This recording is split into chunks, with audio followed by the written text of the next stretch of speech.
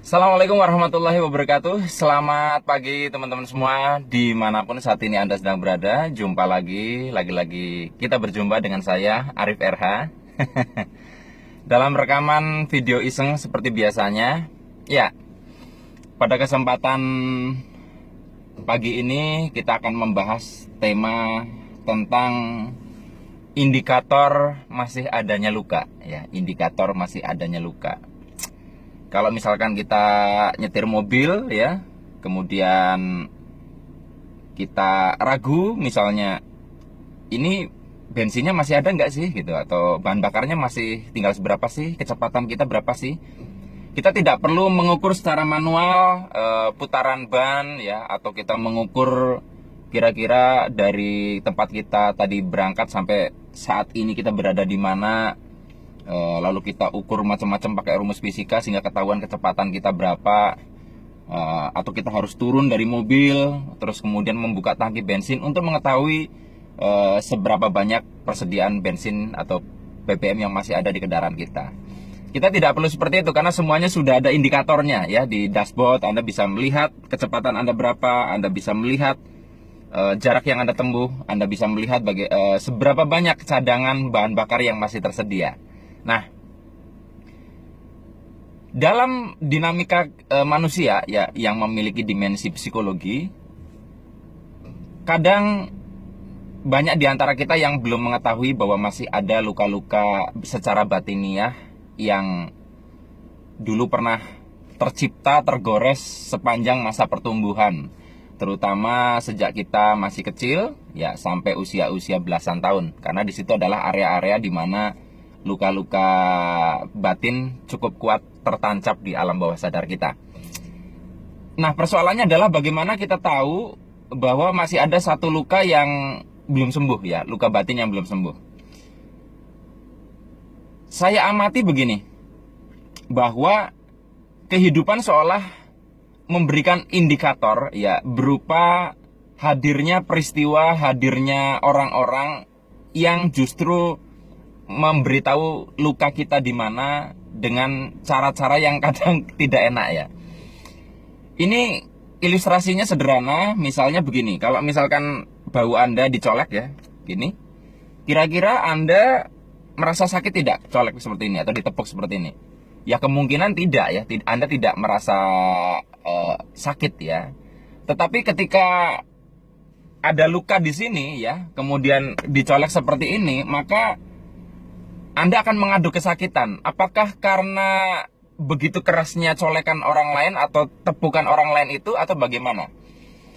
Tidak.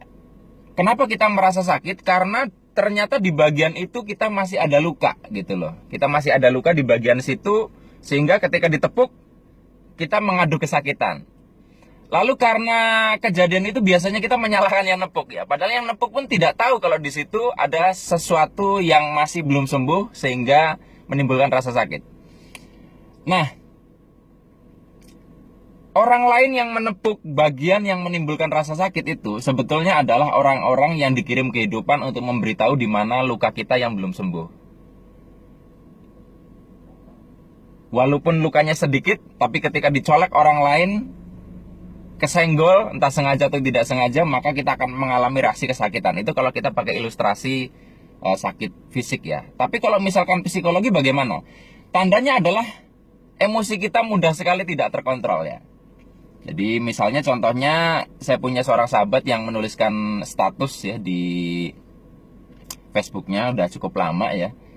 Itu dia dalam beberapa hal lain mudah sekali tidak mudah terpancing ya. Tetapi ketika dia melihat anaknya melemparkan mainannya ya, melemparkan mainannya, tiba-tiba dia bisa terpicu emosinya sampai menahan amarah gitu loh.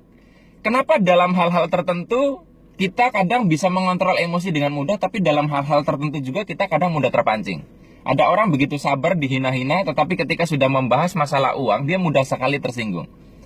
Nah, sebetulnya tanda bahwa ada luka yang belum sembuh adalah, saya amati pada diri saya, adalah mudah sekali kita terpancing emosinya di bagian tersebut atau di topik tersebut. Itu adalah tanda bahwa ada yang belum selesai ceritanya. Misalnya saya awal-awal ketika menikah itu mudah sekali, sangat sensitif ketika membicarakan uang dengan istri saya. Dan kadang ada obrolan-obrolan dengan istri saya yang saya mudah sekali terpancing untuk emosi awal-awal pernikahan. Saya mikirnya dulu kok istri saya begini sih, sering membahas hal yang nyenggol saya dan itu tidak nyaman buat saya. Ternyata setelah saya runut ke belakang, ternyata saya ada luka di situ karena masa lalu saya soal finansial, dari keluarga yang tidak terlalu oke, ya kadang beberapa pertengkaran orang tua juga karena persoalan finansial gitu. Nah, begitu pula istri saya itu mudah sekali marah apabila saya hanya terlalu sibuk dengan kerjaan saya, ya. Entah itu saya asik dengan gadget saya atau saya asik sendiri dengan kesibukan saya. Ternyata setelah dirunut ke belakang, ya dia karena anak terakhir dari sekian banyak bersaudara, ya kemudian ayah ibunya meniada, sudah dua-duanya tidak ada, otomatis kurang perhatian. Sehingga itu seolah semacam luka batin yang belum sembuh, belum tercukupi. Sehingga kalau misalkan dia merasa sendiri, merasa sepi, dia merasa tidak dapat perhatian. Nah, teman-teman semua, salah satu indikator ya yang kita bicarakan, indikator luka yang belum sembuh adalah secara batin ketika kita mudah sekali terpancing di bagian itu. Nah, amati teman-teman, dari sekian banyak peristiwa, bagian manakah yang mudah sekali memancing emosi Anda? Maka itulah adalah tanda bahwa persoalan itu adalah persoalan yang belum selesai. Jadi jangan dikira yang bersambung itu hanya sinetron, tidak, tetapi peristiwa masa lalu yang belum selesai, belum tersembuhkan itu bisa akan selalu muncul terpicu oleh peristiwa-peristiwa tertentu. Nah, dengan cara sederhana ini, maka kita tidak lagi kesulitan untuk mengetahui mana hal-hal yang perlu kita sembuhkan. Dan saya yang ngomong seperti ini tidak berarti bahwa saya sudah berhasil menyembuhkan semua luka batin saya. Setidaknya dengan memahami keadaan ini, saya lebih ngerti ketika ada satu peristiwa dan emosi saya naik, saya langsung segera evaluasi ini munculnya kapan, sebabnya apa, dan saya lebih aware tentang hal-hal itu. Ya, mudah-mudahan apa yang kita bahas cukup bermanfaat buat Anda, sehingga kita bisa lebih mensikapi bahwa kadang orang yang kita anggap menimbulkan rasa sakit, sebenarnya mereka diutus kehidupan untuk memberitahu di mana luka kita yang belum sembuh. Sampai jumpa lagi di lain kesempatan. Saya akhiri, billahi taufik wal hidayah. Wassalamualaikum warahmatullahi wabarakatuh. See you.